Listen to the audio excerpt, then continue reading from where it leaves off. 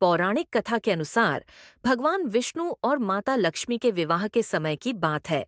विवाह की तैयारियां की जा रही थीं। सभी देवी देवताओं, गंधर्वों और ऋषियों मुनियों को विवाह के लिए निमंत्रण दिया जा रहा था। लेकिन गणेश जी को इस विवाह के लिए आमंत्रित नहीं किया गया। विष्णु जी की बारात के समय सभी देवी देवताओं ने देखा कि भगवान गणपति बारात में कहीं दिखाई नहीं दे रहे हैं।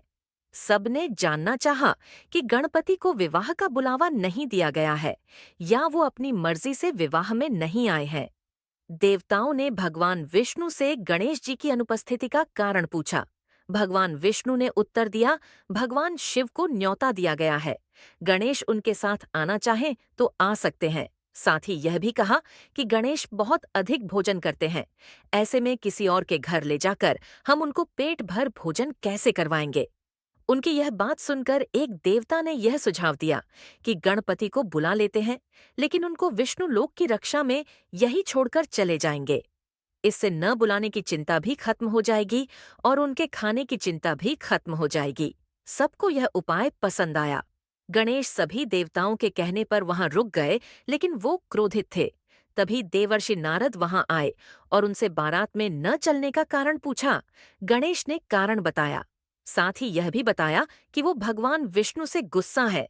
देवर्षि ने गणेश जी को कहा कि बारात के आगे अपने चूहों की सेना को भेजकर रास्ता खुदवा दो, तब सबको आपकी अहमियत समझ आएगी।